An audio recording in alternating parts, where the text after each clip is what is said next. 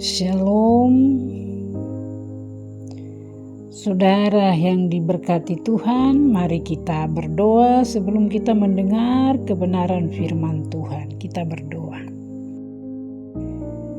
Ya Tuhan, Tuhan kami, betapa mulianya nama-Mu di seluruh bumi. Kami mengagungkan kebesaran nama Tuhan yang hebat, dahsyat, dan luar biasa.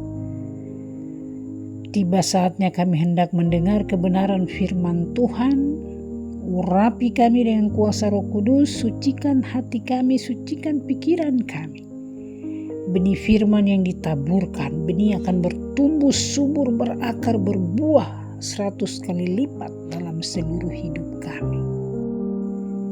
Berfirmanlah kepada kami sekalian, kami telah siap untuk mendengar. Dalam nama Tuhan Yesus firman yang hidup kami berdoa. Amin. Pembacaan firman Tuhan dari Filipi 2 ayatnya yang ke-7. Melainkan telah mengosongkan dirinya sendiri dan mengambil rupa seorang hamba dan menjadi sama dengan manusia. Saudara yang terkasih di dalam Tuhan Yesus Kristus, tema renungan kita pada saat ini adalah Yesus hebat dalam kuasa, luar biasa di dalam kasih. Seringkali kita menyebut Yesus itu hebat karena mujizatnya. Menyembuhkan yang sakit, meredakan badai, atau membangkitkan orang mati. Memang benar, secara teologis ia adalah Alfa dan Omega, pemegang otoritas tertinggi di atas alam semesta. Namun yang membuatnya benar-benar luar biasa bukan hanya karena ia bisa melakukan segalanya, melainkan karena ia mau melakukan hal yang paling rendah demi kita manusia. Yang pertama, kehebatan yang merendah.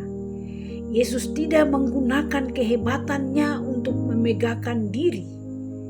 Filipi 2 ayat 7 mencatat bahwa ia mengosongkan dirinya, mengambil rupa seorang hamba. Bayangkan, sang pencipta bintang-bintang bersedia membasuh kaki murid-muridnya. Hebatnya Yesus adalah dia tidak butuh pengakuan kita, namun ia sangat menginginkan hubungan dengan kita. Yang kedua, luar biasanya Yesus dalam pengampunan. Manusia hebat duniawi biasanya sulit memaafkan karena mereka punya posisi untuk menghukum.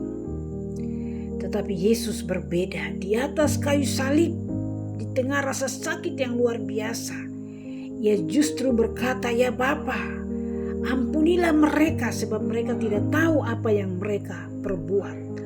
Lukas 23 ayat 34. Kasih seperti ini tidak masuk akal secara logika manusia.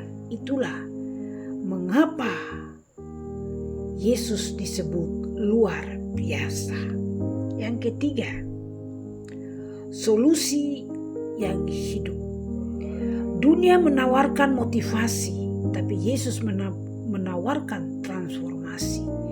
Ia tidak hanya memberikan peta jalan, ia adalah jalan, kebenaran, dan hidup.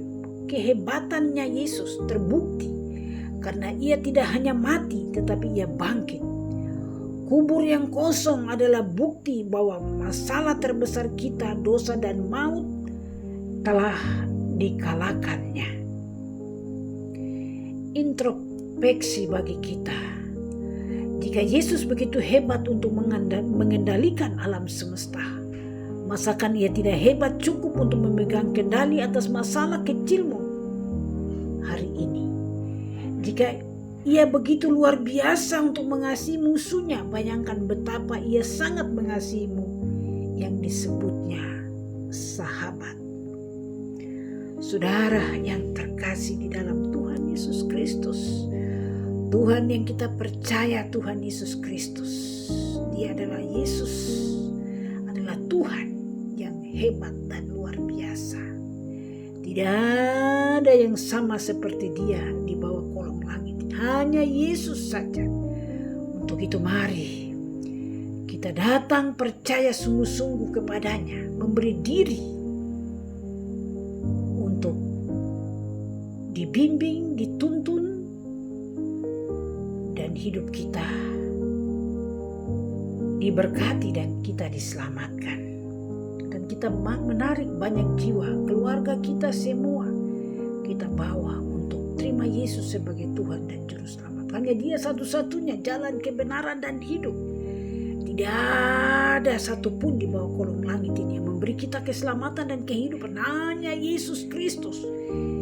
Yesus adalah hebat, dahsyat, dan luar biasa.